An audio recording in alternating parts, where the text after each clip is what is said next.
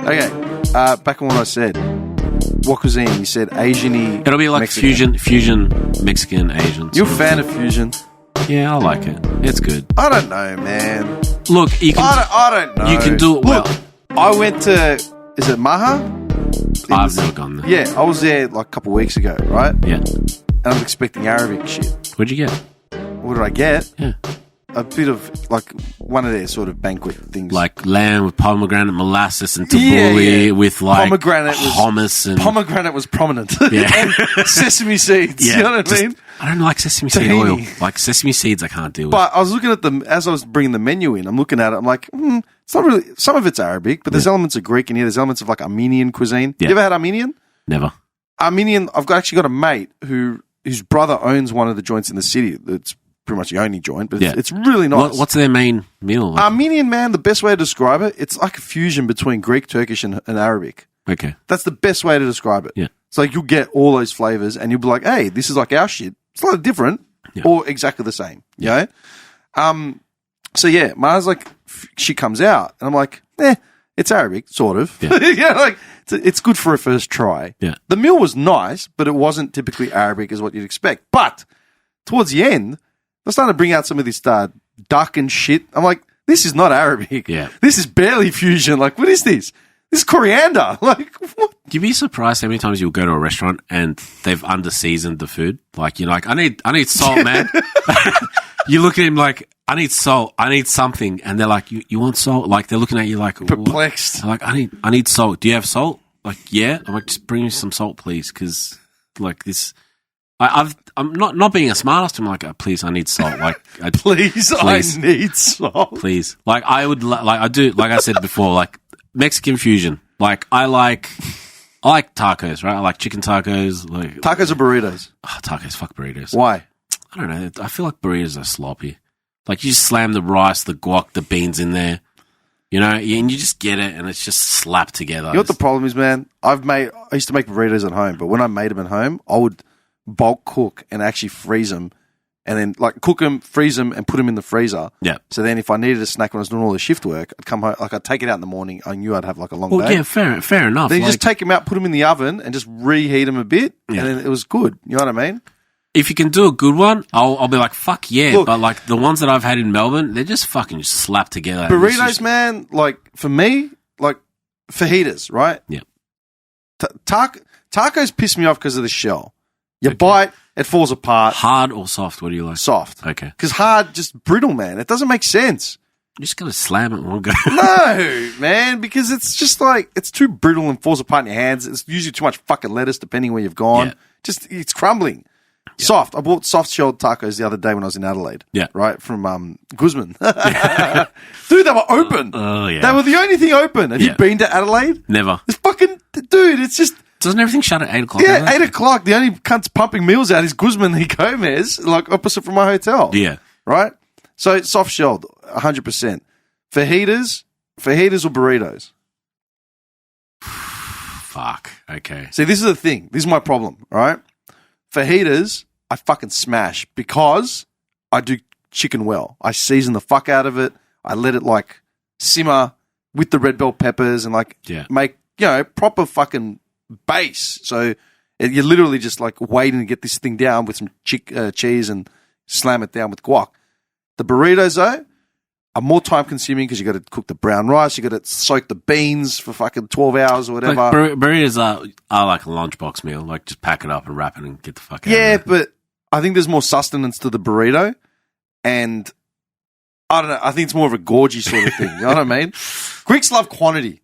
Yeah, we do. You know what I mean? We do. There's more flavor in a fajita, but quantity-wise, a burrito is like the closest thing to a kebab where you just want to fucking drill it and just move on. I don't know. Like, I'll probably go burrito or a fajita. Yeah. I would. It's just more time. I've made fajitas so many times, but the burritos... There are days where I'm like, I'm going to cook this that I used to cook. You know I'm going to buy a burrito like as soon as I leave here. I was going to go souvlaki down there. I haven't had a suva for a while. There is no place where I live down in Coburg. Like, I know there's a ton of kebab shops. What do you mean? In Coburg, you've got... They don't do anything well over there. Really? Yeah, like there's a kebab shop called Essendon Kebabs that I love going to, man. These guys like, hey, how are you? And they'll load you up. Have you been to D's Suvos out in it's off near Essendon, near Tullamarine? Yeah. No, I've never gone there. I've gone there once, and it was pretty fucking The good. one time I went there, the camera crew were there because he was like saying like don't sign in, and he was on the anti-vax or whatever. I'm not gonna. I don't think it was, but I think it was like the sign in. He was like hanging it upside down as a protest. I was like, I'm not coming in here. Yeah, no. So like there are a couple of things like down where I live, nobody really does well. What? So even on Sydney Road, you can't get a No, it's Suvo? terrible. It's just What about a kebab? no. It's not good. It's lazy. Wasn't there a Roxy's? There was a Roxy's kebab that was on Sydney Road. Yeah, it's still they just reopened Yeah. another one. So like kebab station's good, but it's always hit and miss. Like it's just like I don't know. It just doesn't taste good. Maybe I'm expecting too much from it because like I'm over expecting stuff. Like this should be good, but it's shit. Is that Like just the- coming down from working in hospitality? Yeah, probably. I'm like, man, you guys didn't cook this properly, or like this is boiled. This isn't fucking cooked. Like Boiled? Yeah, like if you don't have enough heat in a pan or something like that, like you end up just boiling meat instead of actually cooking it. Oh, as in like, so there's no tanned. Yeah, Okay, what's it? Tigarissing? it looks great. Like you Tigarissing. get this meat and it looks grey. And How's you're your Greek cooking? my Greek cooking is terrible. Really? Yeah, Why? don't know. Didn't really follow through with it because I always expect my mom to continue on like cooking Greek food for me. Forever. Yeah, it's like like I can't cook Greek. I can cook everything else, but That's amazing. yeah, I can cook Greek. I just don't cook. stayed away from cooking Greek. Once I started learning how to fuck with ingredients, and then I realized that Greek cooking has no fucking spice, I stopped cooking it. I worked for this one Greek joint down near the CBD, and I was like, it's a function joint, and he's like, I remember I put up an ad on Gumtree, and I'm like, hey, if anyone's looking for a chef, Yeah. like let me know, like I charge this much and whatnot. I remember rocking up to his place. It's a function hall near the city somewhere, and I remember I loaded up the suvo, like the rack of meat, and I did the tzatziki, and I did everything for him, and had everything ready to go, like platters and shit. And he's like, "Oh, you did a good job, Dimitri. Here you go." Hands me an envelope with like $100 in tens,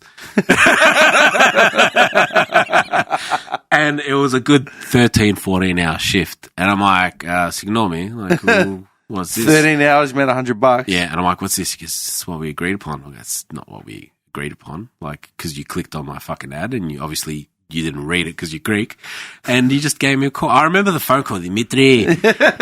Look, I have like 300-400 people coming. I need help. The chef needs help. You know how to peel prawns? I'm like, yeah, I can do that. Are you sure? Yeah. Okay, come on down. And it was just like, it was good. Like everyone in there was like, yeah, it was like all your others working there, like old people who were just like struggling to fucking. Like, why am I still working here? And like, I had fun with them because I like, yeah. And Okay, just for the record, I'm not laughing at oldies working. I'm laughing at your mannerisms right now. Yeah. Just because people can't see this. So I'm not being a cunt. I'm just laughing because you're making me laugh. my missus is going to like listen to this and look at me. She's like, yeah, I know what you're saying. Like, I went through a lot of stuff like just working for people and them being like, oh, you said $100.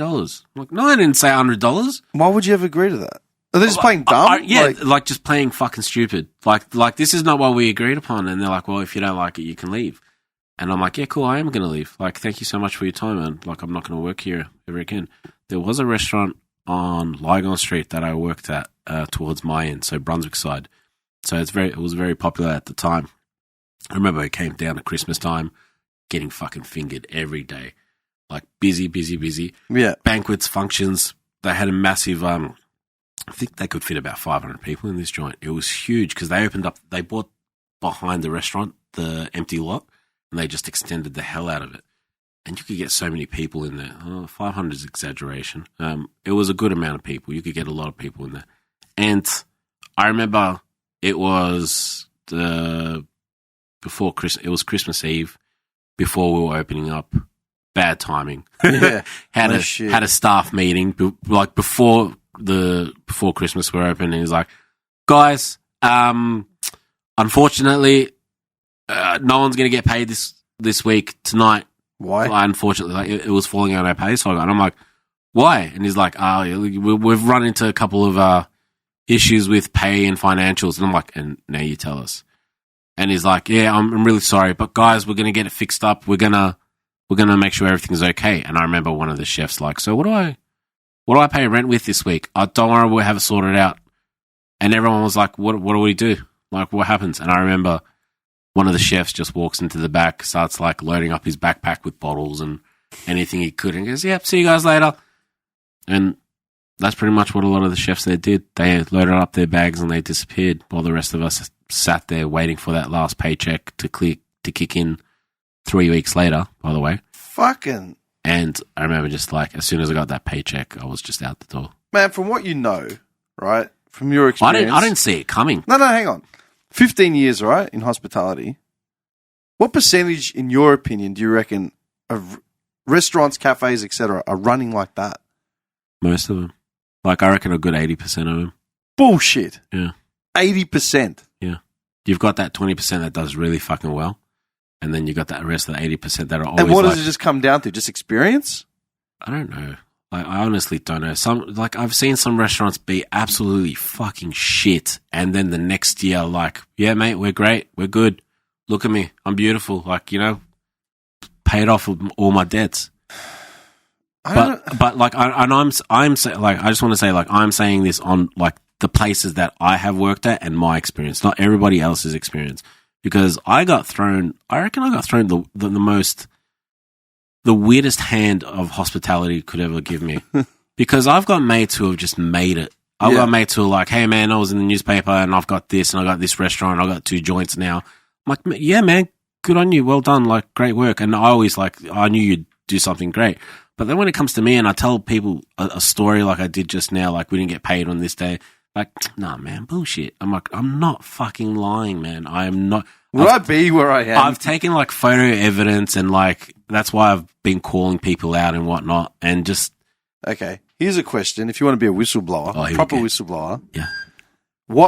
At what rate do you reckon hospitality, restaurants, etc., use ingredients and shit like that that's well past their prime? Do you reckon most people are pretty vigilant with that shit, or do you reckon it's more of like just fucking throw it in? I've had a chef who made me clean chimichurri of chicken and use it as normal chicken. So you know what chimichurri is, right? The spice shit, the sauce. So like it's fresh chimichurri, coriander, like lemon, garlic, all those sort of things. Just Google it, people. And so I'll show you the video later on where like he's like, clean it. I'm like, no. He's like, clean it. I'm like, no. And he got the kitchen hand to clean it. And I videoed it. I'm like, what the fuck are you doing? Like, he said to clean it. I'm like, no, throw it. And I throw it in the bin. So this chicken's been sitting in like lime juice and whatnot. And it's marinated. It's cooked. Like if you leave something in lime juice long enough, it's going to cook through. So this chicken was like prepped, made, sat in the fridge for maybe a day. Oh, a day? Yeah, like, because we probably prepped it late. Like after the shift, we probably prepped it because, you've got days where you're like, fuck man, I don't want to come in tomorrow early. I'm going to spend an extra hour here. Marinate shit now. I'm going to prep and like come in tomorrow and be good. And I remember him just like, fucking clean it. We don't have any normal chicken. I'm like, man, I can just go down the road and ask what's his name to give me like 4 kilos of chicken from his restaurant. No. Like, I can do it. Like, no, we're not doing that. I'm like, okay. I'm like, there's 5 other restaurants below us that I can go and ask for. They'll give me chicken. I know half the guys there. No, don't do that. Just clean that and use it. I'm like, oh, fucking idiot. I remember leaving this joint, and at this stage, I'm not going to be cocky, but I'm going to say I was running this joint without him. Like, he thought it was the head chef. He wasn't shit. Like, me and this other guy were running it, and we were doing everything. He was hiding in the fucking office half the time, and we ran this joint. Hiding. And I remember I said to him, I'm leaving, man. I can't deal with this anymore. And as soon as I left, it fell apart, and he got fired 2 weeks later. Yeah. And this really awesome guy from California took it over, and he was just like killing it now. So it was like really good. Okay. Really well done. But like starting with ingredients, right? I've always got it with me, right? I never fuck with servers. I'm never rude in a restaurant. Right, so that time. Ever. Yeah. Right? Because my golden rule is, it's from that movie Waiting. Yeah. Don't fuck with the people that serve you your food. Yeah. Is that a good rule to go by? I'm not talking you. I'm not telling you, asking you to. I used to act like that when I was younger. Yeah. Like, don't fucking talk to me like that. Like, all that sort of shit. But the food, if it goes off, it's in the bin. Yeah. I know because I did it. In the bin. I'm not going to get someone sick. I'm not going to... Like, do you remember back in the day, there's a restaurant on Sydney Road called Alasia? Yeah. Like, Yeah, I don't know. yeah, I don't yeah. know. And people got sick because of the eggplant. Yeah. Like, that's not even me. It's just eggplant dip. And, like, a person died from just the fucking eggplant dip. Yeah. Now, imagine and there was another guy recently in London that got, I think it was a soup or something. Don't, like, quote me on it. But somebody got food poisoning and they passed away from his fucking cooking. Now, I've seen a chef fucking fart, okay? Put his hands down his pants, smell me like, oh, that was a killer. And I'm like, are you all right? Are you okay? You're a fucking idiot. Like, that thing that you put up yesterday, has the world gone fucking mad? Like, do you know what the fuck you just did? You just farted in front of all of us. Put your hand down in your pants. Fuck. I'm like, are you okay? And this guy was cooked. Okay, and I'm like, get the fuck out of here. Like, I don't even know what I'm fucking looking at, but pack your shit and fuck off. It was the first time I've ever just lost my fucking mind, where I was like, one of my chefs was like, did that just happen? and I'm like, yeah. Dude, I'm getting angry just thinking about it. And like he was going through a lot of problems, and he had this guy had a massive drug issue. This is a common theme. Like every story you've got about these. Okay, hang on. Here's a question: how many restaurants do you reckon you worked in the 15 years? Oh man, like just ballpark, right? It'd have to be over 50. 50 in 15 years? Yeah, because like towards the end of it. Like, at the beginning, I jumped around because I wanted to learn everything as quickly as possible.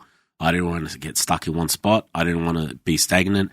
I didn't take any sous chef or head chef jobs. I actually wanted to learn from a lot of people. Yeah, so really quickly. You diversify your skills. At home, I've got a stack of paperwork just caked with oil and coffee stains, and like it's huge. It's like an Encyclopedia Britannica that you had when you were young.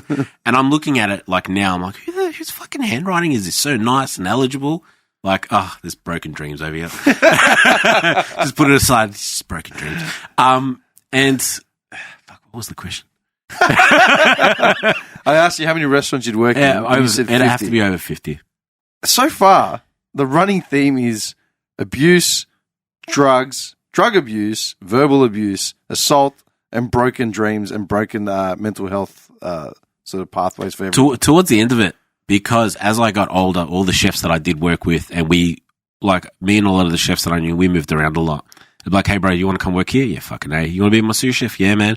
You want to be head chef? It's one of these industries, man. And I saw a lot of chefs just break down. Yeah. Like, just be done with it.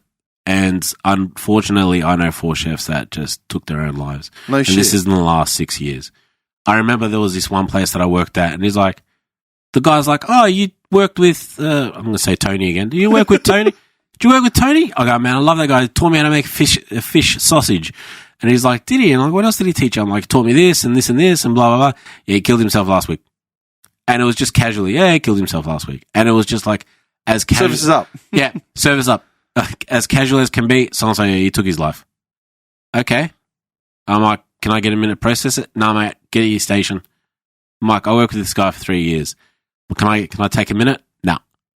And like, back then, no one really connected with Facebook or Messenger or TikTok or whatever the fuck we got going on. Even text messages, you get a text message and you're like, who the fuck is this messaging me? Like, new phone, who dis? Yeah. And that's real.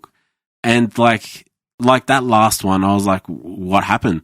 And I was like, oh, we don't know. They just found him. And I'm like, fuck. Like, I had no idea. Like, he passed away a year ago. I had no idea about it. Yeah. And they just treated it like, oh, yeah, these things happen. And I remember one of the chefs just saying, oh, he couldn't handle it. I'm like, okay. And he was just vicious about it. Like he just couldn't handle it. If it's too hot in the kitchen, get out. No, it's not about that. And that's what he did. And I'm sitting there straight-faced. I'm like, you all right? And he's like, yeah, I'm fine. Like, just like it was nothing to him. Yeah, I'm fine. Then like skulls, a fifth of vodka, just like, why not? Funny enough, this guy that was just casual about it lost his kids and his wife, and like was just like drilling down the beer lines. I'm just thinking about that now. Like we have that mentality as well, right? Like when we do like shift work and you're working in warehouses, picking boxes or working in refrigeration, and just like it's hard, man, right? And then the whole December run where you don't sleep for like fucking 8 weeks Yeah. straight.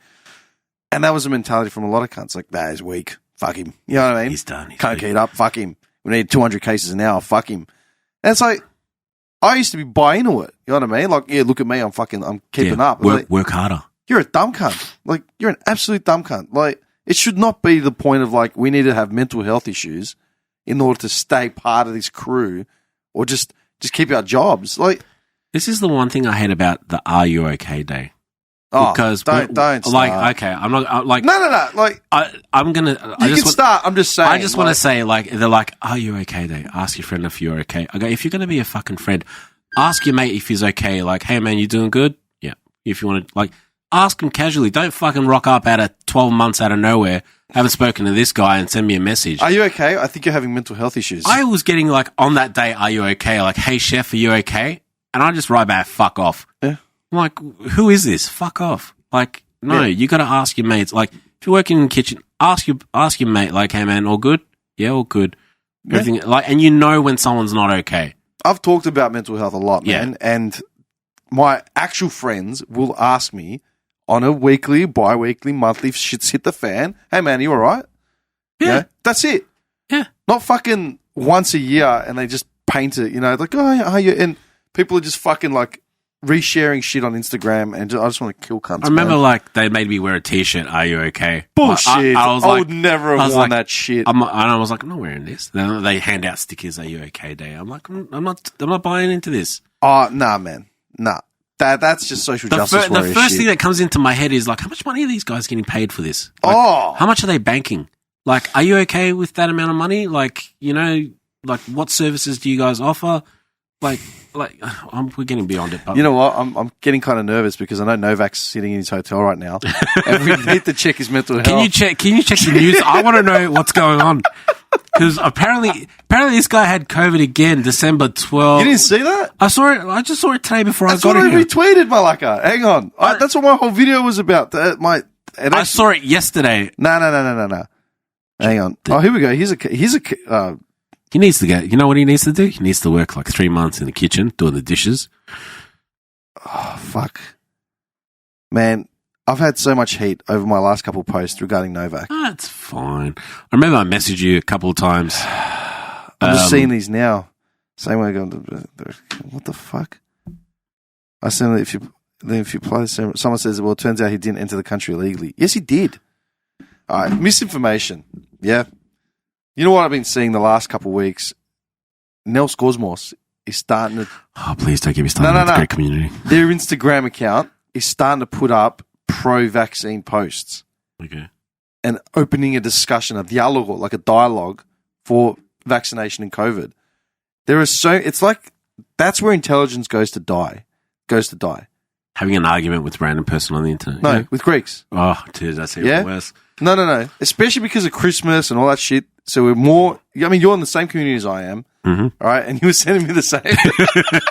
I don't remember what I wrote to you, but I remember saying something to you. And I was like, did you just... I sent it to like the Greek... Like, did you copy this? I'll tell you now. Because you messaged it to me. You're on the way to your cousins or something. Hang on. I've got to scroll back. All right. So, like... Just to let everyone know, like, after I got it... like, for myself, education, right? Like, going to uni doesn't mean like you're more informed than anyone, but like studying something and creating the paperwork for it is such a bitch. I can't remember what your story was, right? But I've just replied and just lost my shit. It was the monkey driving the golf cart. your follow-up message was, I've heard it all today, bro. It was an interesting lunch. Can't believe my mate's missus, who is a certified receptionist, has managed to become a biochemist while working a photocopier from home.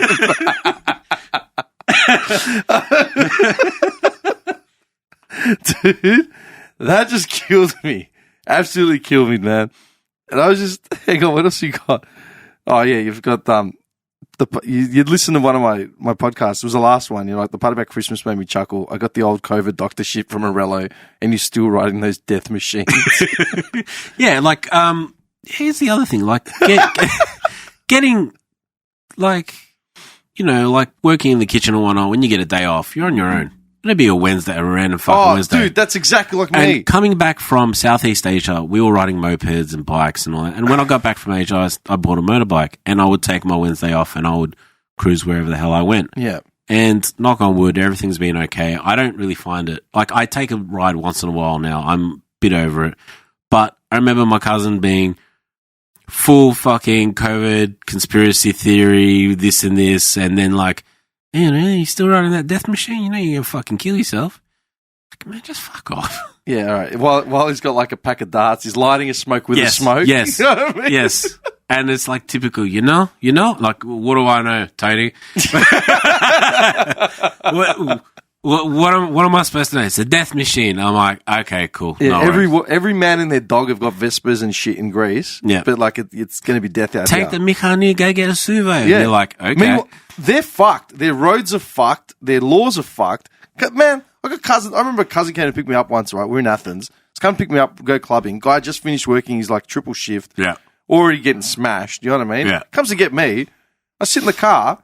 The seat just goes all the way back. I'm like, the fuck happened? Oh, yeah, it broke like the other day. I'm like, so where's the seatbelt? No seatbelt, man. Don't worry about it. I'm like, okay. We get into like the Princess Highway of Athens, potholes and shit. He's doing 40K over the limit at 2 a.m. 2 mobile phones and you're Trying to light a smoke. The funny part about, like, so where one of the areas that I'm from, it's called Patra.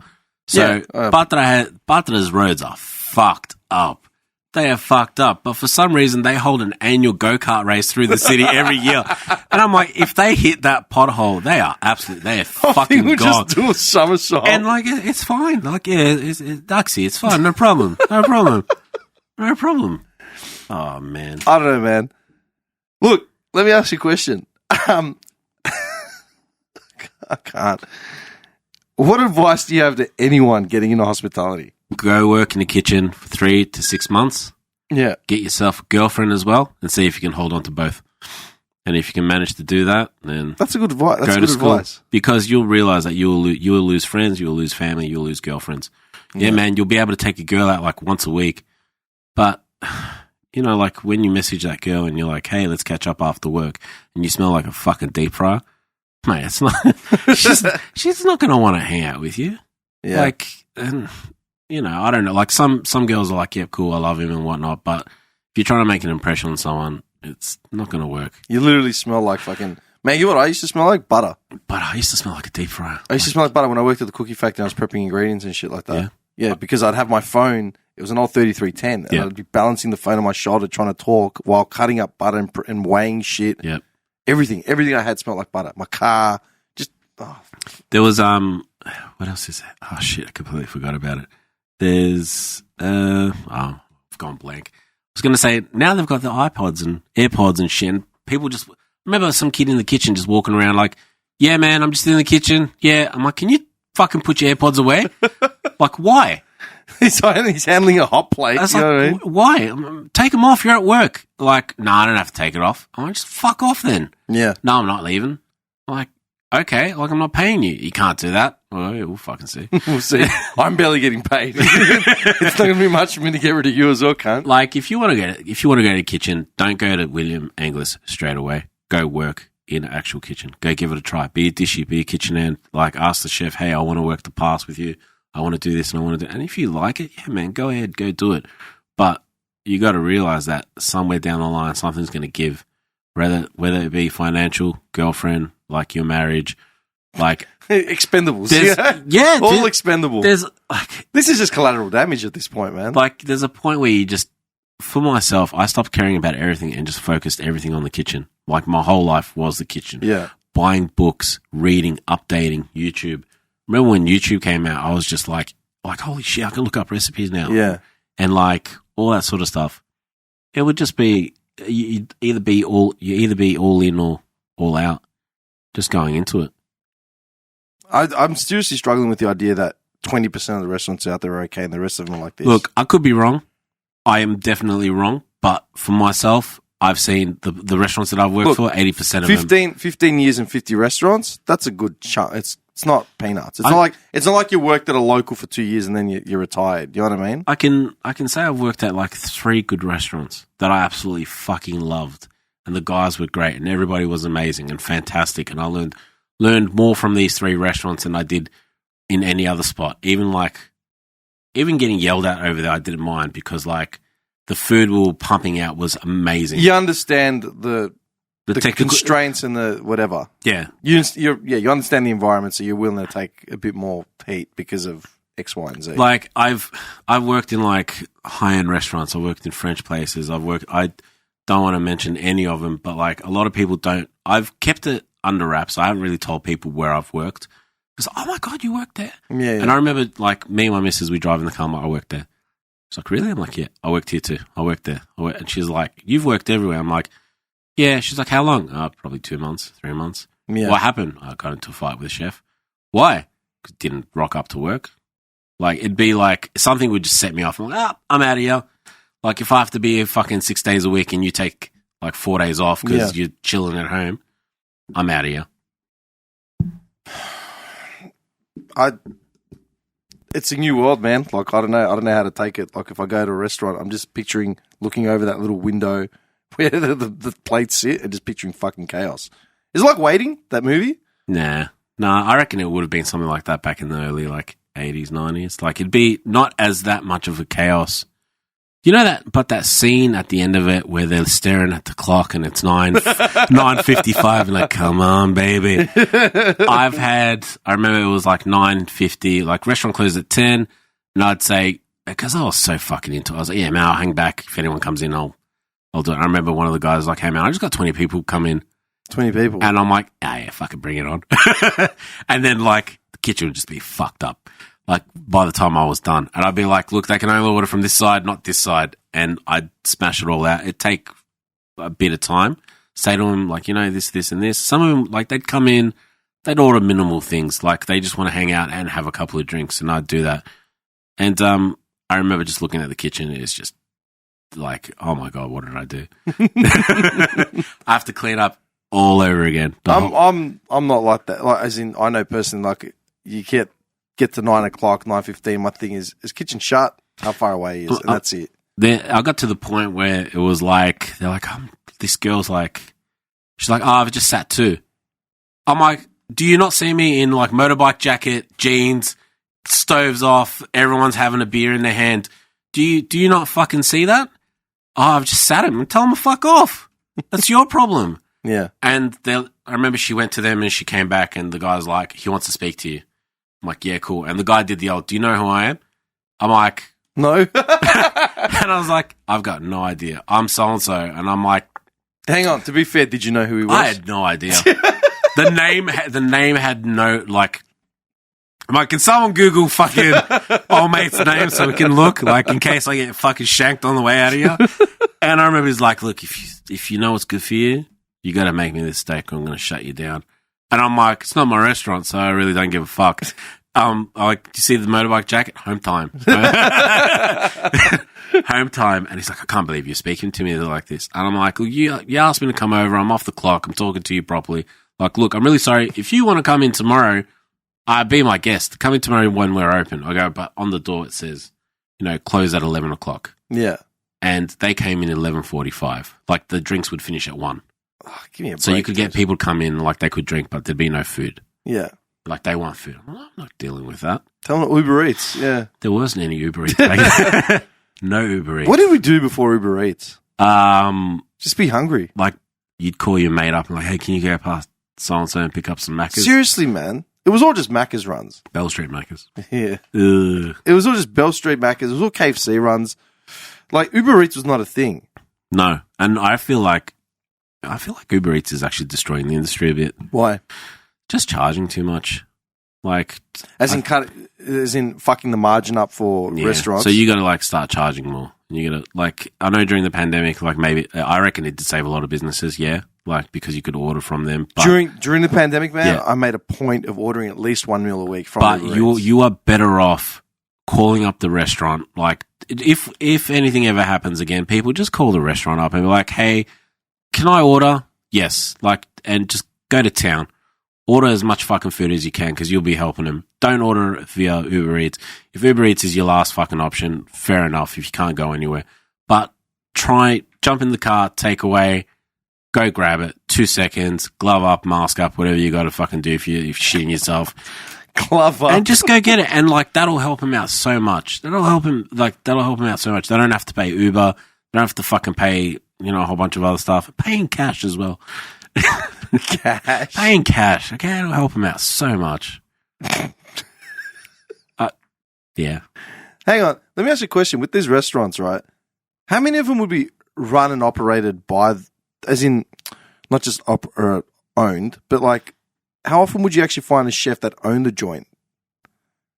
Being his own kitchen sort Not of thing? often. And if he did own the joint, he was on his way out of there. Like, Really? Yeah, they'd like. Some guys are coming.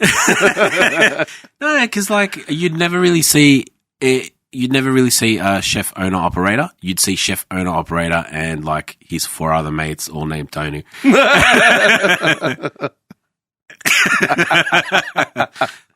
It'd be like, there's a table over there. Just take their order and make sure they don't pay. It'd be like that. And then eventually they'd be like, they would all own the restaurant. He'd get the money from somewhere. Yeah. And then he'd be like, oh, look, I'm selling it. I can't deal. Like, it's too much money or it's too much this. And there'd always be like that one guy who does everything and everyone else is just kicking back, just getting those returns. Yeah. I find it that hard to believe that so many restaurants are run on like shoestring budgets or like run that tight. Well, once again, this is what I've seen. Like, someone could come in next week. I'm going to bring in another chef and just see what he says. He was full of shit. Yeah, you could get the other guy and be like, oh, mate, what's wrong with this kid? No, but this is exactly what I've seen. I've seen tight budgets, tight margins. Get rid of this guy. Don't call this guy until this specific time.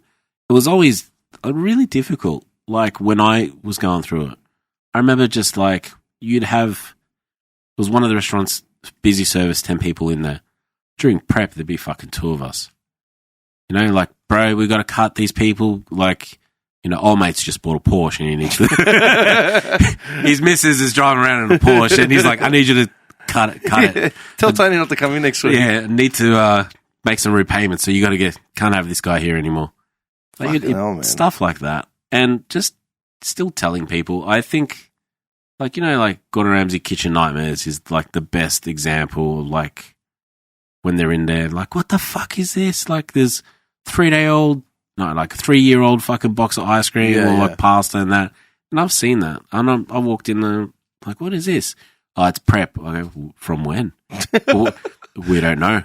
Easter last year. Like, there's been times where, like, what's this prep from? I don't know. Okay, when was the last time pest control was in? I don't know. And, like, where's this from? I don't know. Who's your supplier? Oh, we don't know. So the guy, the person that was a chef beforehand just, like, quit and you guys don't know anything. Yep, and there'd be a stack of paperwork, like bills unpaid, no one's getting paid, no one's like, and you're like, how the fuck are you guys still here? Like, what? Like, there'd be some sort of like cash coming in and going out of somewhere. Yeah. So a lot of places would be like that. I'm sad. Are you sad? I am, man. Like, the other thing is, I'll never work for a Greek. Oh, dude. I've said it over and over again. You don't work with Greeks or family because Greeks will treat you like family. Yes. And they fuck you over yes. regardless. They're like, oh, I thought we were family. Yeah. Like, it's just $100 for a 14-hour shit. Like, even, oh, man. The worst is when, because I deal with a lot of Greeks now, and the worst is when it's like, literally, what's your name? Dimitri. I'm like, yeah, man. Yeah, like, where you from? Like, and Clayton. They go to tell you how many cousins they've got named Dimitri. And then, Clayton. I'm from Clayton. Yeah.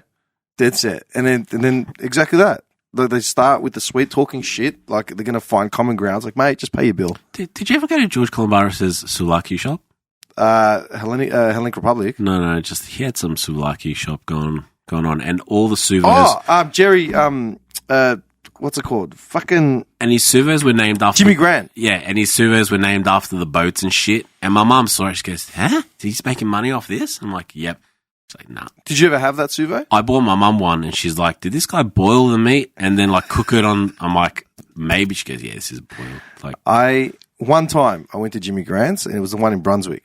He's not going to call us after this, is he? Fuck him. Let him come down and find me. He's not going to come down. He came down, and man, he came down. I got invited to Jimmy Grant's in Brunswick, man, by my first broker. Yeah. Right? My first mortgage broker. And my broker was like a white guy who had a Vietnamese missus, and he'd seen the underbelly. He'd worked as like a dishy, for some of these restaurants that ended up becoming massive sort of fucking franchises. Yeah. So he'd seen the underbelly of a lot of shit. Really grounded guy. It was really, really grounded.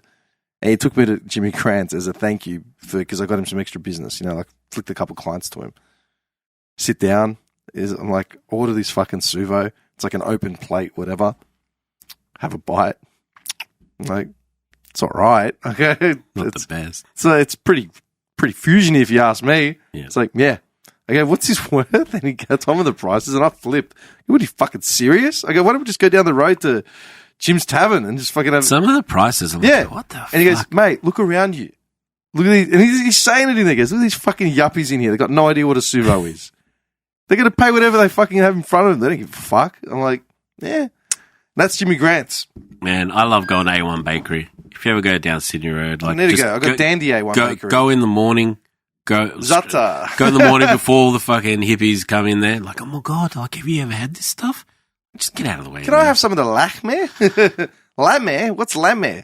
Lachme. Oh, dude, there's an A1 in Dandy I used to go I to. miss being in Greece, and I miss having a €2 suvo that's just wrapped up. And it's like, I talk that suvo up all the time. Dude, it's so good. And it's like, everyone's like, oh, lamb, yeah. I'm like, no, this is pork. Pork. They're like, I thought it was lamb. No. Like, no, it's not lamb and it's not fucking Windex. It's pork, guys. Lamb is too expensive in Greece. Yeah. Yeah, that's why they stuff it with chips, because it's too enough for me. Everyone's like, I remember going to the island and my mate just smashed down suvos. Like, what's for dinner? You know what's for dinner, You man. walk out of the club at 2 a.m, it's like, I'm not going to have a suvo on the way home. I know that place you've been to Santorini, yeah? Yeah. So that one, that's the main souvlaki shop, and he's got like... In the main street, yeah. in Portly, whatever. Like I remember being there at like 3 a.m, just like, what do you want? And I'm like, just everything. Just give me... I remember Mykonos coming back before like you hit the cobblestone, like actual central bit where the buses and shit I never are. went to Mykonos. There's a central bit where the buses are. I was staying right behind there. And I remember like coming back from some club and just walking there and there's like a little pop-up. You know what I mean? I'm like, yeah, I'm going to have suvos before I go to bed. You know what I mean? I remember just walking back catching the bus to the airport holding these suvos. The guy's like, you're right. I'm like, yeah. I want a suvo now because I haven't had one in a while. So which one would be the better one at Oakley? Have you ever... Oh, from Oakley? Yeah. Which one's your go-to there? I used to go to Mythos. Yep. But Mythos is very salty. Okay. Right? It's very, it's good. It was usually pretty fresh, but it's too salty. Pick and miss, man. Mega Gyros is actually pretty good. Okay. Mega Gyros is weird because they actually do the big Aussie style sort of suvos, not just little chips. The one shit. with the old pita bread style. Yeah, Remember those ones? And you get the calamari in it, and they charge you like $15.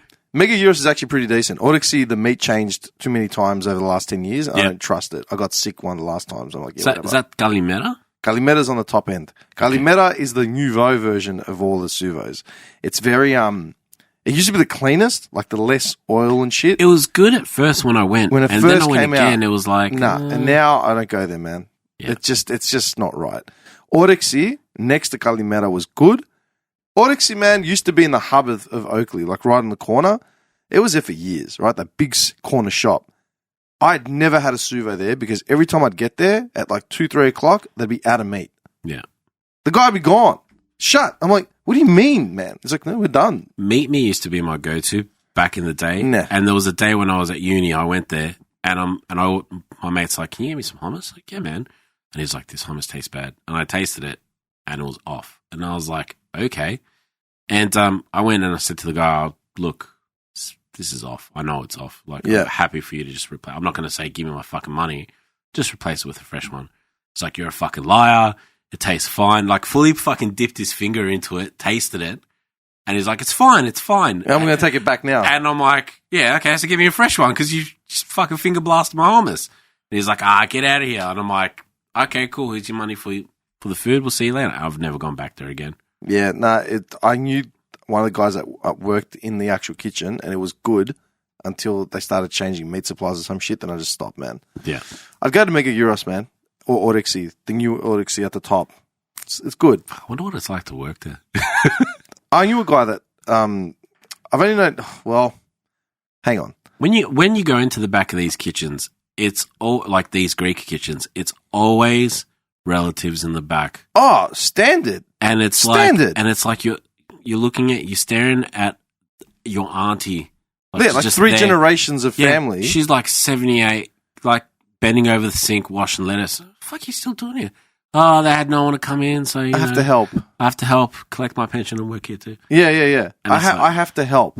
Yeah, You can't hire someone to fucking do it. No, we have to. Like, I need to be here, and it's like, How many suvos do they need to sell to cover this woman's salary, man? I look at it and I'm like, haven't these people been through enough? I mean, like, you've obviously asked him for The irony is that she came from Greece, built it up so her grandson could have a business. And it's funny enough, like, the grandson is just packing up and going back to Greece while they're stuck here. He's driving his WRX out the back. Yeah, he's like, where's so-and-so? He packed up and he's moved back to Greece. I'm like, what? Are you guys coming for a better life? He's gone. He's out of here. He's on holiday. Oh, man. Do you want to get a suvo? Honestly. Oh, yeah, I'll grab one. I haven't had dinner yet, and I've got a lot of work to actually do tonight. So I'm happy to get a suvo if you'd like. Yeah. Any questions else you want to ask? Did I touch base on it? Like, I'm not. Someone's going to message you and be like, I hope no one's like, this guy's full of shit. But like, legitimate. Like, this is happy for anyone to message me on Instagram. I'll fucking send you photos. I'll send anyone photos of the chimichurri being cleaned and me saying fuck off. The contracts that I've had. If you want some good recipes, hit me up. Like, I've got. That's a question. Recipes, Yeah. right? You ever published anything? I don't want to. Why? You know what? I feel like because they're my babies. Okay, but you know what, man? I've got a recipe that it's really good, and it's a chili oil recipe. And then at some point in it, there's like I add 2 big tubs of fucking barbecue sauce in it. What? Chili oil? And that's my way of fucking up someone's recipe when they steal it from me. Okay, but what are they stealing if you're not planning on doing anything with it? So when I go into a restaurant, I'd take my recipe book in there or whatever, and I got to a point, like, I remember one of my head chefs started stealing my recipes, and he started like, oh, this is mine. And I remember sitting there like, no, it's mine. Like, no. Like, it ensued into like a big argument in the kitchen. I was doing my own Big Mac sauce, and then he'd like add whatever into it, and he'd be like, oh, this is mine. I'm like, man, I bought all these ingredients. I used nothing in this kitchen. Yeah. It's all mine. And it got to a point where there was a chili sauce that he wanted that I made. And he's like, oh, this is fucking brilliant. And I'm like, yeah. He goes, can you make more? And I'm like, yeah, I will. I printed out the recipe. And straight at the bottom, 2 big fucking tubs of barbecue sauce slammed into it. So you would do all the prep, you would do all the fucking work, then you get right to the end, and then you'd fuck it up. Yeah. You would absolutely just destroy this chili oil that you spent so much money making. Yeah. And I know he stole it because there was a day when he's like, this doesn't taste right. And I'm like, what'd you do? I tried making your chili sauce. I'm like, I never gave you the recipe. Yeah, I took it out of your book. What do you mean, the book that I take home with me every night? Like, I would leave nothing in there. Like, if hey, can I have your recipe? Ask me. Yeah, man, you can take it. Like, here you go. No problems. But if you're fucking sitting there, like, taking photos of my shit, like, fuck off. I've worked hard on this. The reason why I'm asking is I get that whole baby thing, right? It's like with me producing music when cunts used to rip off my beats and rip off my sounds. I'm like, you fuckwits. Like, I've worked my balls off to get this, and you've just come in and sampled it, right? I get that. At the same time, you're not planning on doing anything with it. Yeah, but it's still mine. So why don't you sell it? It's still mine. Like digital book. No, it's the fact that I worked that 38 hours and then worked that fucking overtime to make more recipes for someone, and you know, it's my hard work. I've put a lot of. So why don't you make a digital book and sell it? I don't want to. Why not? You know, money. Like you can only chefs will understand what I've got on it. I get it. I understand. I don't have the time to be like, first chop these onions and do this. Like, it's just recipe listed out. Do you want to see my recipes, man? There's just maybe ingredients, if you're lucky. And I know that one ingredient has about 4 ingredients behind it. Yeah? Yeah. I get it. It's shorthand. It's industry shorthand. I get it. Yeah? Let's see if I can find this. Oh, here we go. No dick pics, man. No. I don't want to get you jealous. Oh, shit. Let's see. Here we go. Oh, yes. Okay. So here's the guy that was always in the office. right over here. You can just see him just like texting, just chilling, and you can see all around him how dirty Oh, well, I'm everything looking is. at a photo of a dude texting in a dirty kitchen. Yep. Okay. And that was my gif at the bottom where he clapping. Yeah. So he would do nothing ever in there. Yeah. What else have we got? Trying to find. Here it is. So when I told you washing the chicken, he's washing it, and I'm like, no. I'm like, He's no. actually washing. Yeah, he's washing the chicken. He's absolutely washing the chicken. And so, look, like, this is me trying to fucking clean, and this cunt's still on the phone. Check out the time on the top right. 20 past 11. Yeah. And, like, guys. So who is that guy in the back? He got fired a week after I left the joint. Was he a head chef or just a random? Head chef. Like, this is me walking into work, and this is shit everywhere. That's how you walked in? This is how I walked in. So all that shit's been sitting out? Like, yeah. So tortillas go dry after a while. Minutes, man. So you got You open up a pack and like... just little bits and pieces like that would happen. How do you feel, like, getting it all off your chest? I feel like I feel like I came in unprepared a little bit. I feel like there's so much more. I've got, I don't know, like the one thing that resonates with me is the first kitchen I worked at and them telling me to fire one of my friends. So, like, I can't get over that ever. Like, it was almost 15 years ago, the beginning of my career, and, like, his mum died, right? And they're like, you need to fire him. And I'm like, no. Well, you know, we'll fire you. I'm like, I'm happy to step out of here. I'm not going to do this. I'm not going to fucking call the guy. And they were adamant. They're like, oh, we got to have a meeting about this. Was it a big joint? Yeah. Like, they're like, we got to have a meeting about this. I'm like, there's no fucking meeting to have. And, like, being young, they're sitting there telling me, you know, you just don't understand. You're too little. And I'm like, no, I understand what's right and wrong at this stage. I'm not a fucking idiot. Yeah. But, like, as it went on, I kept getting that you're too little. You don't understand. I'm like, I'm in my 20s. How am I fucking little? That part still resonates with me, like, deeply. Like, a little bit like, I think about it every now and again, like, fire this guy because his mum just passed away. I'm like, that's fucking stupid. That's everywhere, but. Dude, like, he wasn't at work for one fucking shift, and he called them and he said, I'm not coming in because this and this has happened. Yeah. And they were adamant, like, you get rid of him. Man, the last 2 years, I've had 4 days off. Yeah. 4 days off in the last... I've worked for 2 different companies, right? In the last 2 years, I've had 4 days off. 2 of those days were because I moved apartments. Yeah. So I got given twice. So I got given 1 day off to move my house on my own. Yeah. And the other 2 days were for family reasons. There was... As in, like, here's an incident. Yeah. Oh, what? So you didn't get to sleep till very late? All right, we'll give you the next day off. Yeah. But you'll make it up, of course.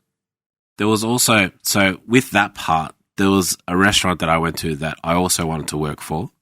Actually, it was the same fucking restaurant as I spoke about before. Had my interview with him, and he's like, oh, you got a missus? Yep. And he's like, say she's in labour.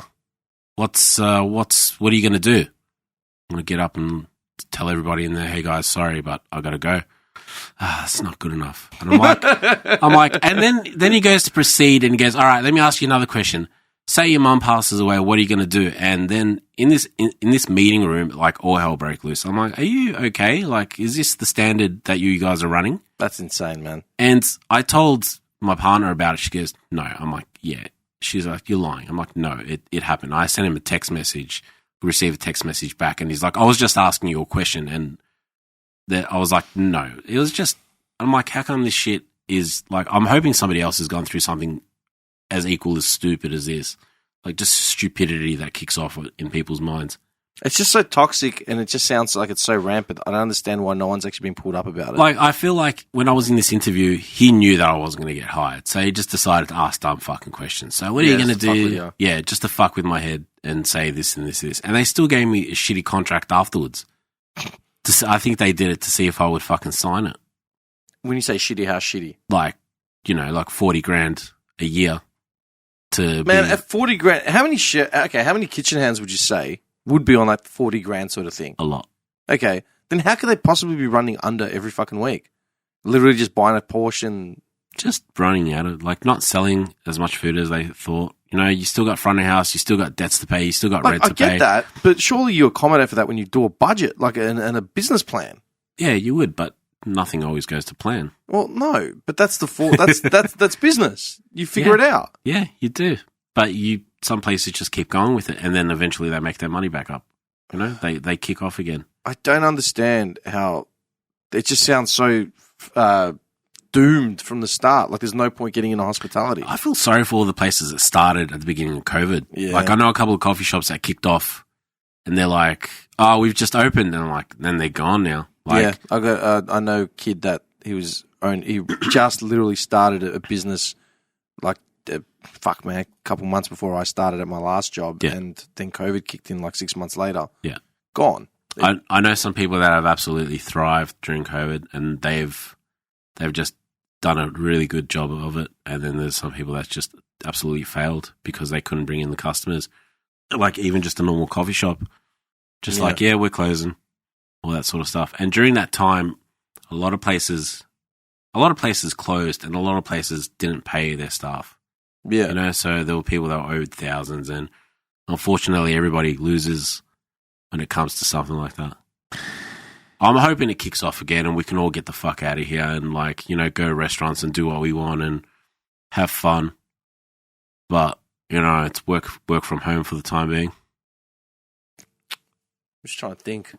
If I go for cuisine right now, what would it be? You know what I mean? If we go to any restaurant anywhere, what I would actually eat. I don't know. But what did you go to? Like if you go to buy something, again, Mexican?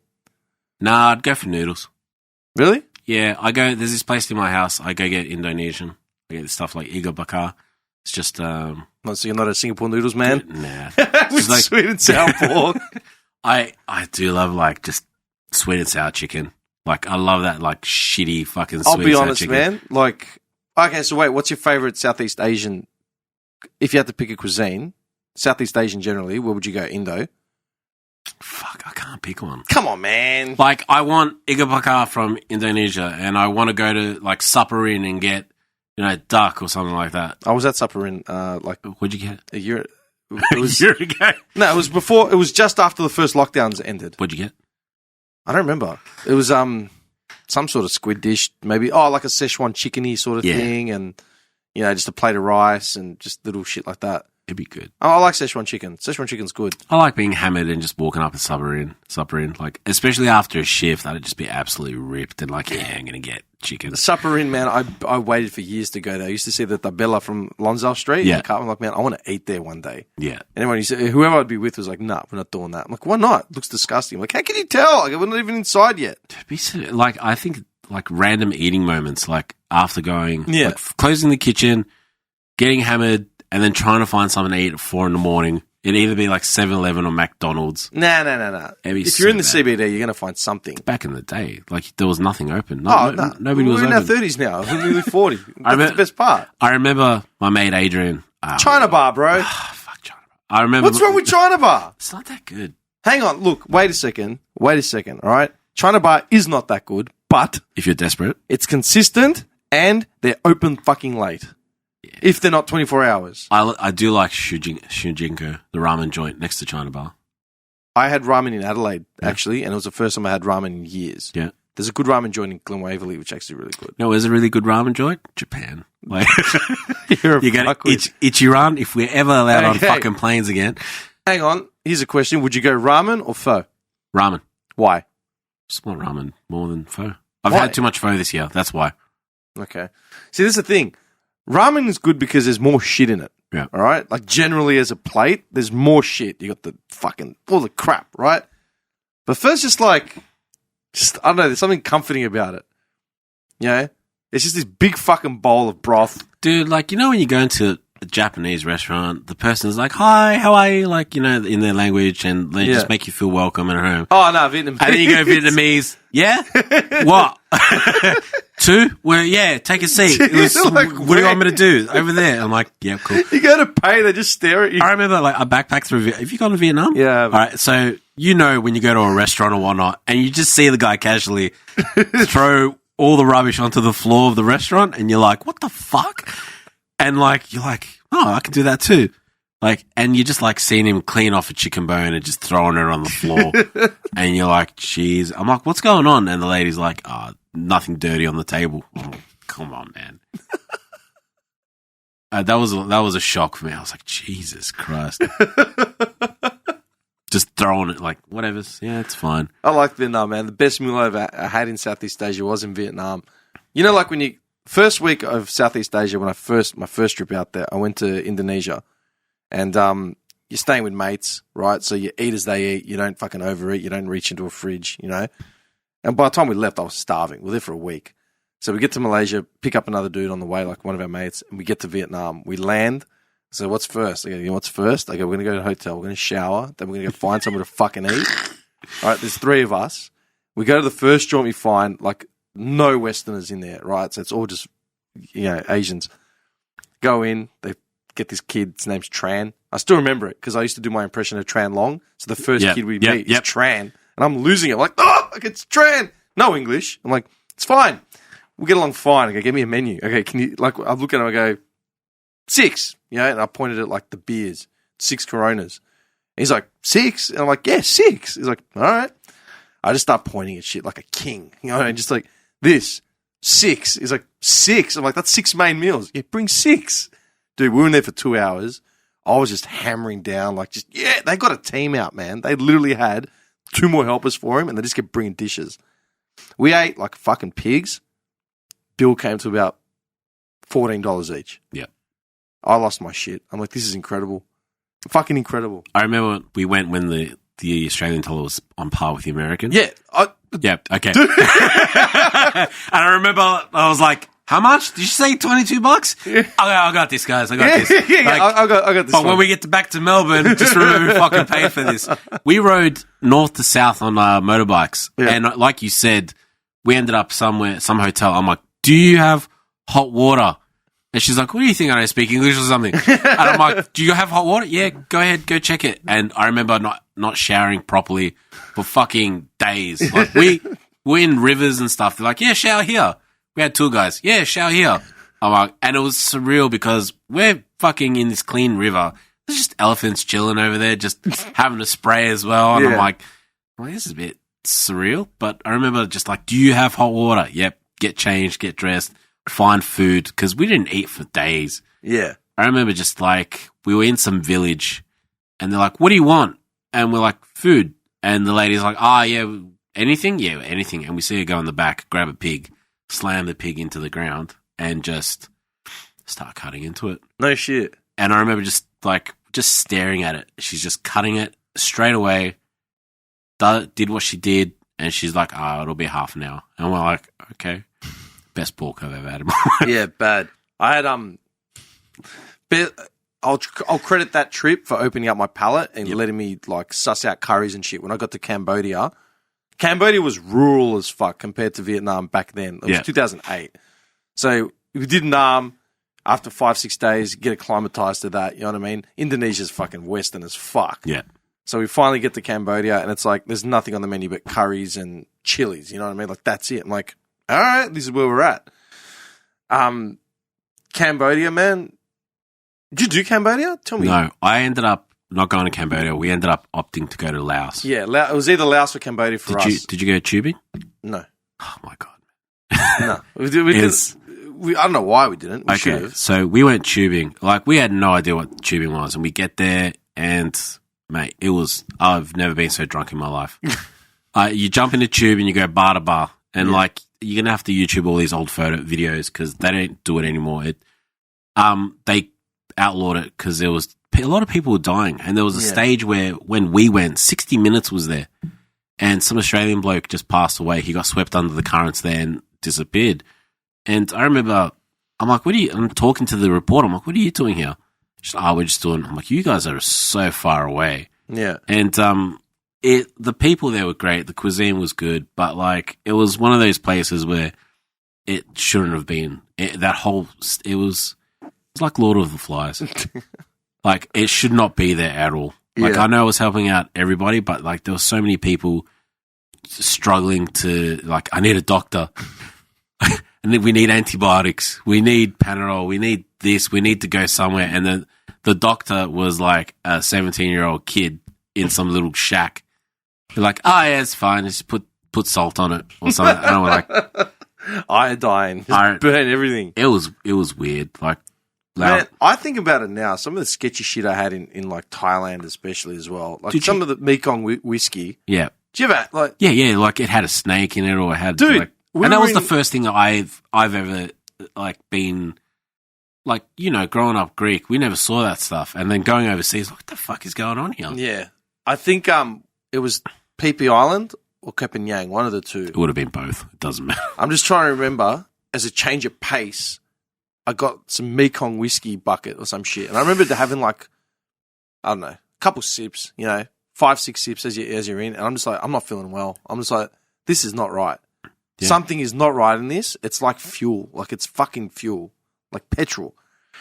And I remember feeling really fucked up for the rest of the night. Yeah, you're right about it. It wasn't okay. It's like a little bit hallucinogenic. Yeah. You don't know where you were. You don't know what was going on. And then you start questioning the next day. You know what I want to eat right now? The fucking fried chicken. It wasn't even fried. It was like charcoal chicken in Thailand, off the streets in Phi Phi Island. I never had that. Come on, man. I never had it. In Phi Phi Island, right in the middle of the hub. Are you just talking about the lady with the cart just cooking whatever? Yeah. Like, all I remember from that is the squid and the chicken hearts. There was never any like grilled chicken. No. Where the main hub in Phi Phi Island is, where the little boxing ring is, where like they do all the Muay Thai fights between internationals, like tourists and shit. Right outside of that, there was like a store. There was a couple stores that were like permanent, semi-permanent, and they just had fucking like rows of like chicken, fried shit. You don't remember it? Yeah. Just fried meat on sticks, man. I was drunk, and there was big butya, like big chicken fucking thighs and wings. I remember KFC in one of those islands. Nah. I remember what was the supermarket called in Thailand? It was like there was a Tesco on one of these islands that I went to. I don't know. Dude, I haven't been to Thailand. Last time I went to Thailand was 2013. It's been a while. Would you go back? Thailand? Yeah, I would. I think I'm done with Thailand. Like I went twice. I've been twice. Yeah. But did the full moon, really trashed. I did full moon twice. Woke up confused, like in some area, and then like ended up. You know what, man? The full moon is a testament. I love the full moon parties, and I would probably go back with an even better. If I had better company, I reckon I'd probably love it even more. Yeah. Full moon party, and I say this wholeheartedly. Full moon party is one of the experiences that you have to do, especially if you're a traveler and you're young. Yeah. And you're into your music as well. Yeah. Just because it's an experience. You're on the fucking ocean. Like, you're at the hub of the island. You're in the beach, surrounded by jungle, tunes nonstop. You know what I mean? Every 100 meters is a different DJ, different sound. And I think the best part is, like, when the sun comes up, everyone's just calm, relaxed. Yeah. Everyone's like, woo, yeah. Because we got through the night. Yeah, like, go sun, yeah. We're alive. Yeah. Yeah, we did it. But you look up and there's just tables of booze and food and locals just pumping it to you like fucking sun, like fire. Like, yeah. It's just, and I rate for, like, people say to me, well, when I used to call Mykonos trash, and like, how can you say that? How can you say that? I go, I'll tell you why. Yeah. Because I've been to Koh Phangan, I've been to Vegas, I've been to Ibiza, I've been to fucking Amsterdam. Yeah. I've done them. Like, name the bigger party islands in locations in the world. Dude, going to like Santorini and going to like, there was always a bunch of like smart asses from Melbourne or Sydney. And you just want bells. And I'm like, what the fuck, man? Calm down. Yeah. Like, just have a good time, relax. Yeah, you go anyway. It's like, dude, I'll still remember Cambodia. We're in Siem Reap, rural as fuck. There's women with bigger baskets paving the fucking roads, right? Yeah. Paving gravel. And we're standing there waiting for a tuk-tuk to rock up. And these Americans just rock up. And you can spot the Americans from a mile away. Oh, yeah. Big white fucking sneakers, big board shorts and shit, wearing a college top. And I just remember standing there and they're just looking around and they find this mall that's just popped up. I was like, hey, man, there's a mall over there. Hey, there's a burger shack there. We should get a burger. And the other guy, yeah, that'd be great. Let's go get a burger. I'm just like, fuck me, bro. You're in fucking Cambodia. Leave it at home for 5 seconds. I remember. So we had an apartment in Laos. Yeah, and everyone knew us because I don't think we were rowdy, but we just went nuts because it was our first time being there. And we had I think it was tip the stacks of cash, and like $100 would get you like. Bags. I don't know, like just you'd be carrying all this money and you're like, I don't fucking want it, and you just tip everyone. Yeah. And there was a time when like I went at it all day, all night, and I passed out in some bar, and I remember just like these people just taking me. I was like, oh, I'm getting robbed, and it was the owner of the apartment that we'll stay in at. He's like, good thing I found you, fucking idiot.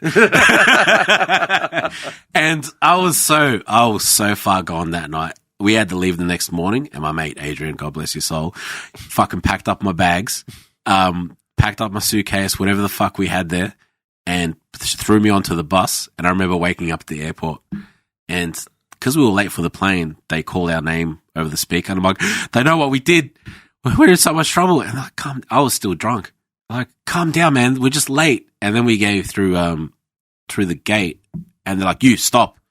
Oh, I didn't do anything. They rip out the sunblock. You couldn't take anything over 15 mils. Yeah. You can't take this. And I'm like, oh, yeah, that's fine. That's cool. Did I tell you what happened to me in Thailand? No. All right, I'll tell you what. We'll wrap it on this because I'm getting hungry. All right, we'll make this the final story. I'm pretty sure I've told this story on this podcast before, but I will tell you again. All right, last night, we're in Cambodia, and we meet a Finnish girl on our way to a club, right? It's me and a girlfriend at the time and a mate of ours, right? Yeah. Meet a Finnish girl on the street because we're looking for this club. She had directions. Finnish girl ends up tacking on to us for the rest of the trip. She comes with us to Thailand. We're in Koh Samui for like a week. Yeah. All right. Last night, we're doing New Year's Eve there. All right. We do the Copenhagen as well. Last night in Samui, I say, let's go get a proper dinner. You know, we'll go all out, like, you know, have a big dinner, go refresh, get our last minute shopping in, all that shit. Because we're all splitting up after Samui, basically. Going back to Bangkok. Finnish girl was leaving. And one of our mate was leaving like 3-4 days later. Yeah. So we go out to dinner. Come back to the rooms. We're getting dressed up, dolled up. We're going into some deeper meaningfuls. We're having some drinks. And she's asked me, the Finnish girl's asked me some really deep question about my life or some shit. And I'm like 24. You know what I mean? So I'm stuck going on into this thing. Did you have blonde hair? Yeah, I had long blonde hair. Okay. Long blonde hair. I remember. I remember when you started growing it, but continue. Yeah. So, and I've started going into this story and getting really personal about it. And like my girlfriend at the time like starts laughing. And I'm like, what's so fucking funny? And she's like, oh, she gave me something about like me just going into like some long-winded thing, blah, blah, blah. Like I can't remember what it was. And I've just cracked it. I'm just like, you know what? I don't need to fucking hear this shit. I'm saying, sharing some pretty personal shit here. Fuck this. I go, you can do whatever you want. I'm out. I storm out. I grab my wallet, whatever. I storm out. Mate comes running after me. He goes, mate, you're 100% right. Like, I'm telling you this right now. Like, we were sort of arguing. We were going back and forth the entire trip a bit. You know, it wasn't the best time. But he goes, you're 100% right on this. Don't worry about him. Fuck him. Let's go get fucked up. So we started going to every fucking bar that we could find that we basically avoided the entire time because it was just full of women or like, you know, just seedy areas and shit. So we'd go to the first one, order a drink, order a shot and a chaser, and then move on to the next one. And we just kept doing it. We got fucked up. We get to the last bar, and it was the pool joint that we'd been hanging out like the entire trip. Yeah. But we've gone in at like, you know, I know I'm fudging the numbers. So let's say we went in at like midnight, you know, 1:45, 12:30 or something, and we know that they shut at 2 a.m. We know they shut at 1. Yeah. And they've seen, and I only figured this out like years later. They've seen us, and they haven't seen the girls with us. So they're like, and this house is just, this club is pool hall full of madams and girls. That's all it is. Yeah. And my mate had been tuning one of them for a while. So they've seen us come in at like, you know, 1:45, 12:30, no women, like nothing. It's like, all right. So they basically locked the door after us. We sat in there just playing drinking games, like, you know, you're playing Connect 4 and shit. Yeah. Getting fucked over by the madam. You know what I mean? Or like some little 7-year-old that's just exactly. cruised on in. We're losing it. We left there at 2 a.m. I know they shut at 1. We went to a club. We had an entourage. We had like 8 of these girls ranging from the age of like 17 to fucking 45, 55. Yeah. We've stopped at an ATM before we've hit it, right? Pulled out cash and we've just gone to the club. Walked straight in. I remember just doing shots off like a tray and then having like a bottle served to me. And then at one point, like I'm necking from this bottle of tequila, pouring it down some bird's throat. Yep. And then looking for my mate to like, hey, look. And then I've turned and he's holding a bottle himself. And we're just like, what the fuck? Fucked up. I get back to the room at like 5 o'clock, something, you know what I mean? Just storming like, poof, you know? Girl's like, oh, I'm really sorry, blah, blah. I'm like, yeah, whatever. I just want to go to sleep. We've got a, like, flight to fucking Bangkok in the morning, transit. Like, no, you know? Dude, I get a call like hour and 45 minutes later, right?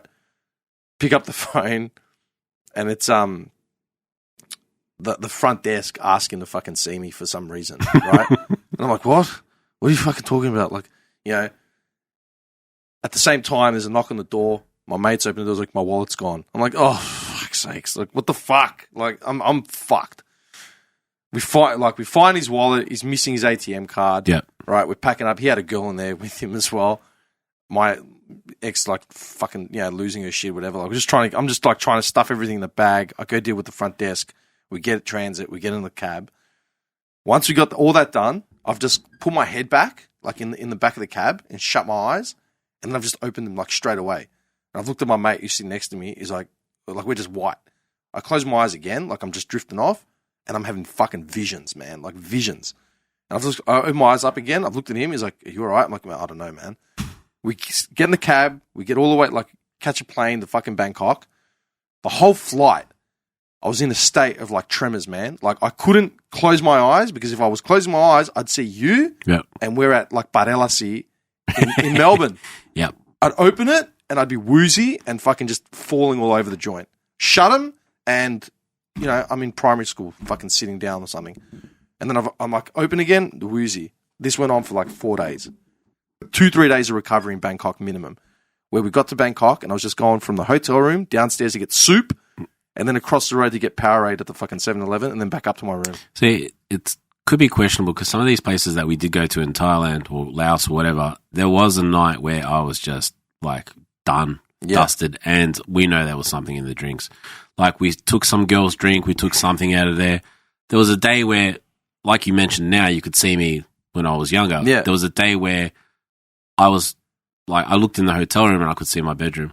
Like, back at home at my mum's with the Xbox and the carpet and everything. Yeah. And my mate's like, "You all right?" I'm like, "What?" I'm like, "What are you doing here?" I'm like, "Yeah, I'm just going to go kitchen." He's like, "Fucking kitchen."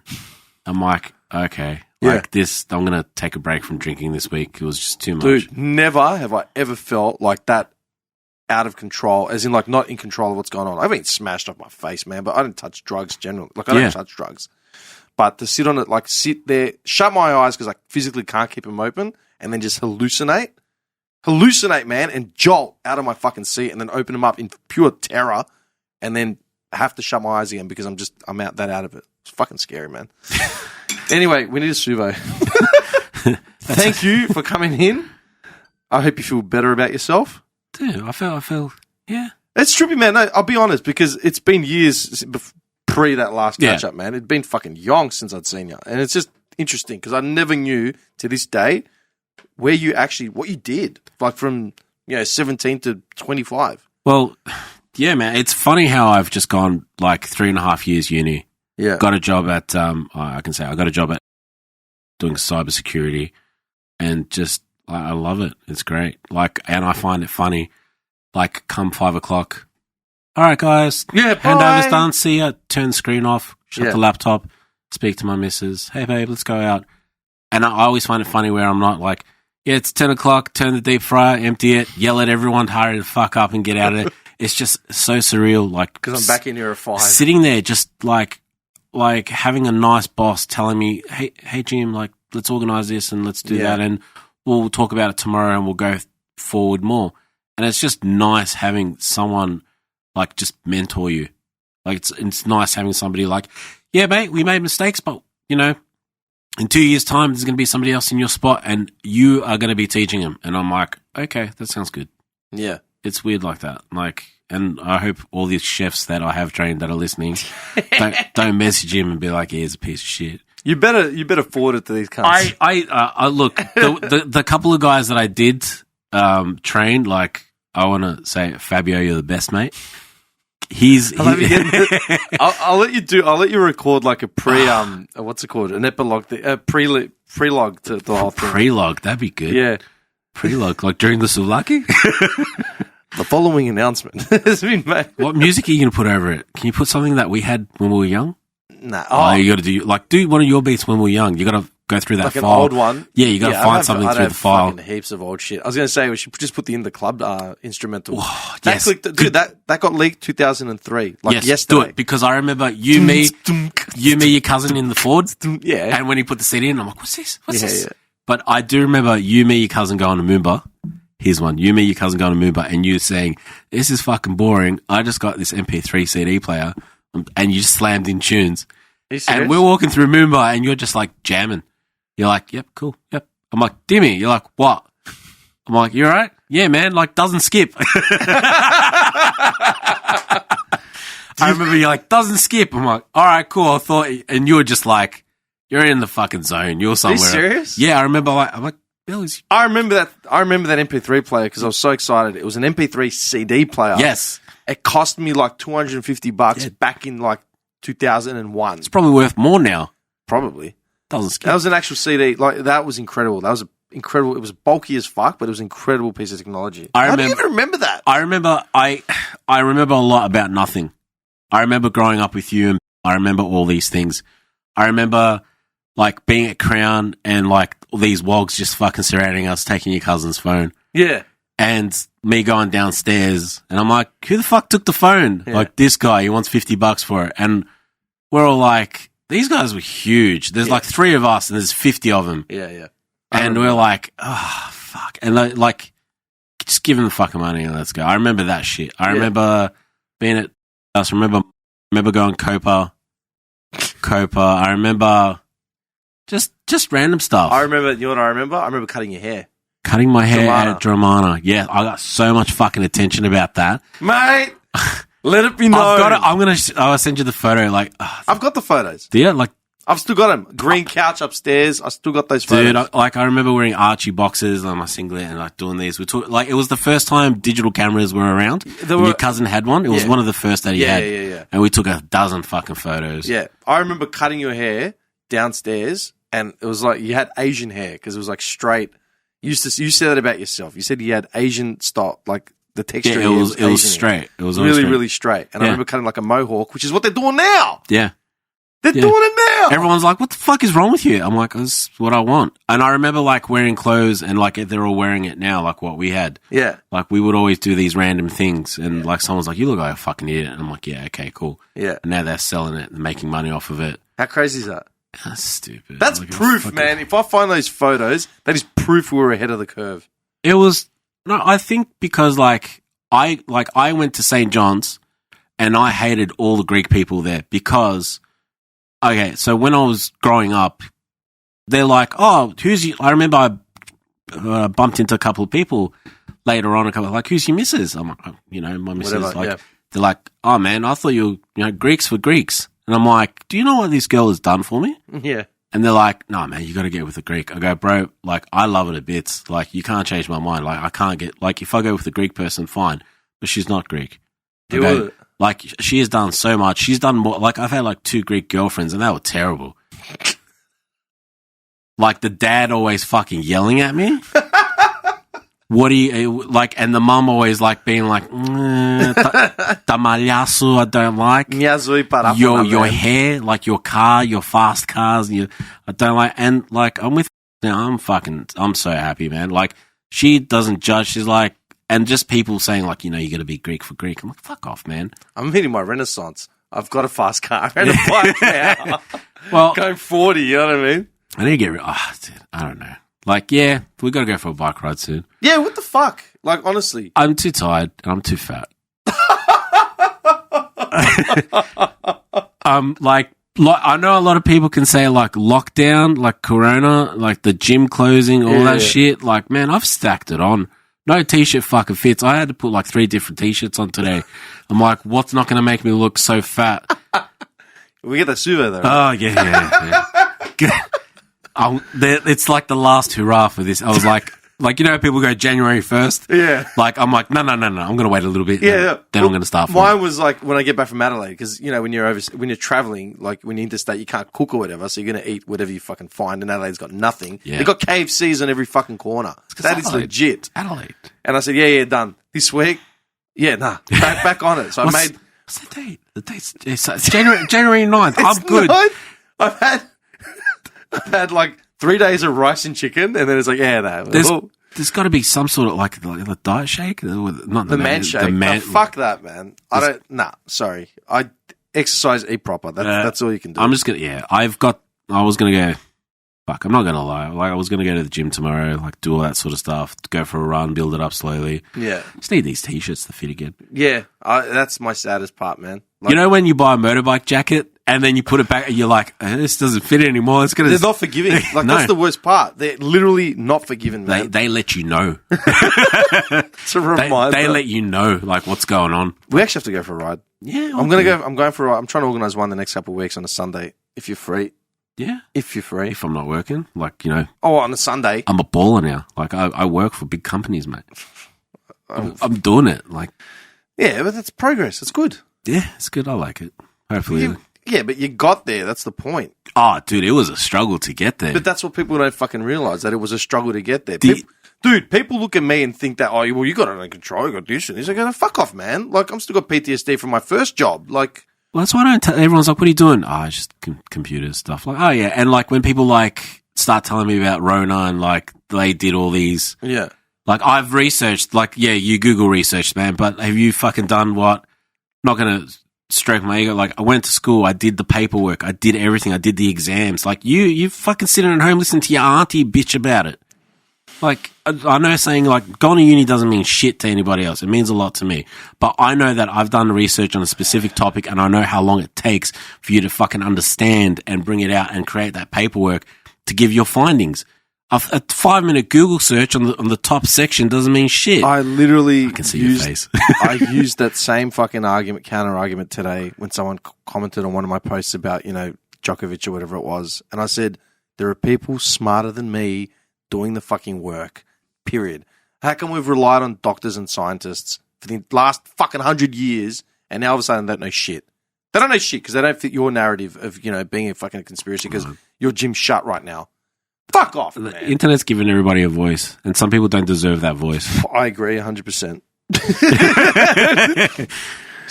KFC, if you're listening. Someone said to me the other day, I had them in here. They went on the podcast. They just come in. They're into studios and shit. Yeah.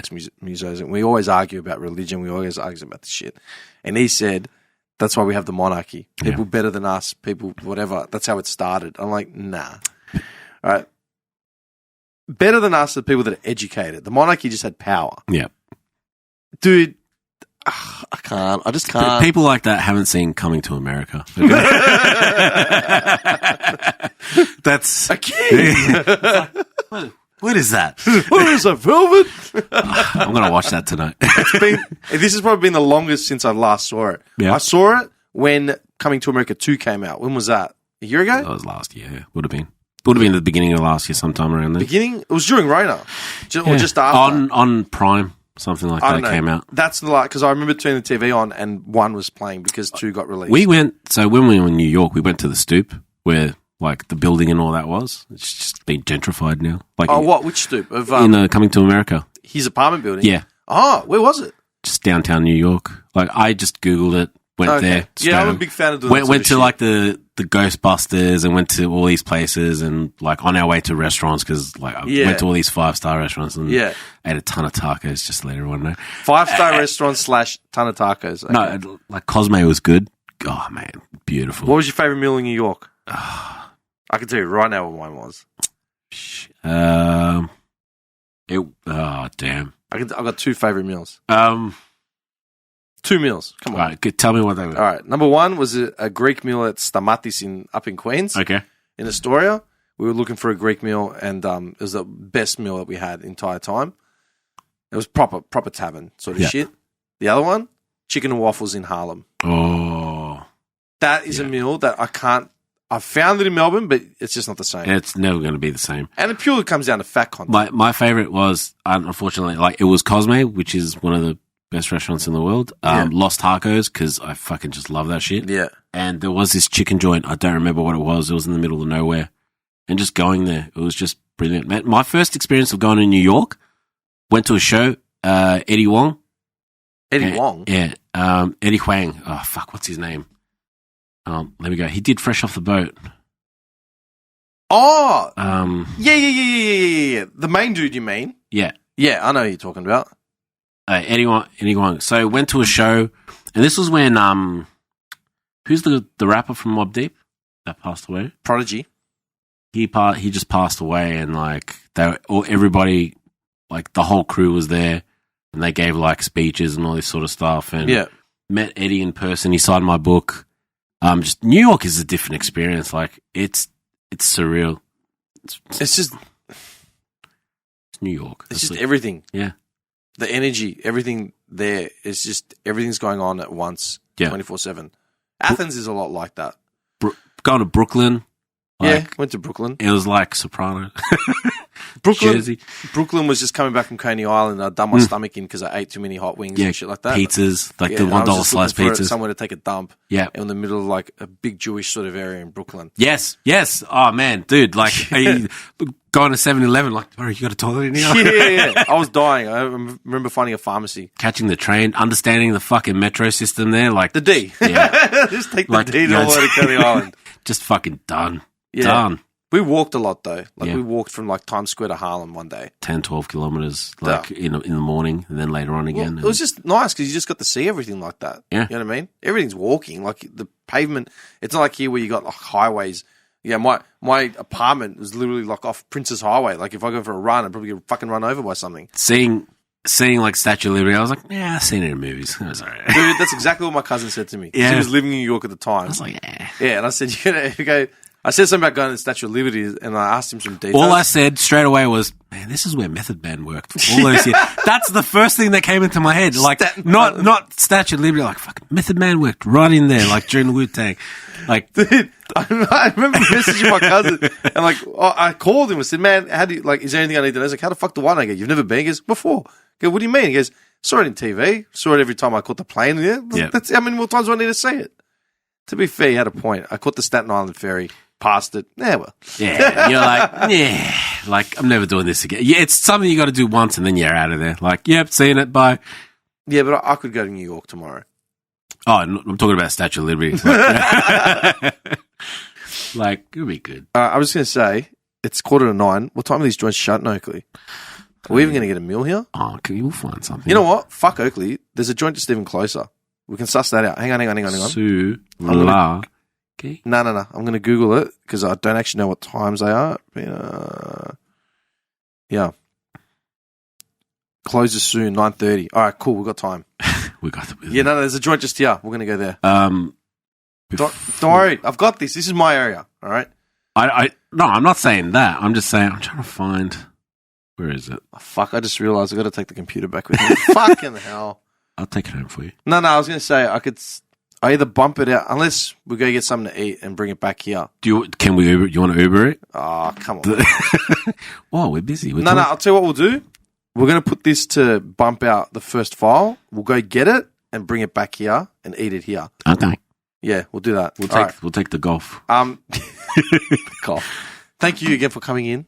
Man, I didn't say it enough. Thanks for fucking listening, man. That means a lot to me. Seriously. Oh, no, like legit, like that algorithm, like it was lockdown was shit for a lot of us, and I had to find ways to get through. I can thank pure human boredom and a pandemic. No, it was good. Like it was. I missed my mates. I missed everybody I worked with and everybody I used to hang out with, and like, I turned to your podcast for a minute, and I was just having a giggle.